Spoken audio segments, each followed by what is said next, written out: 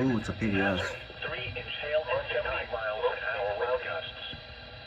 Source, radar indicated. Tuesday, impact, people and animals outdoors will be severely injured. Expect shattered windows, extensive damage to roads, siding, and vehicles. Thunderstorm. Locations impacted include Pueblo, Blend and Salt Creek. For your protection, move to an interior room on the lowest floor of a building.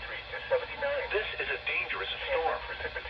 Prepare immediately for large destructive hail capable of producing significant damage. People outside should move to shelter inside a strong building and stay away from windows. Mostly cloudy. Thunderstorms early.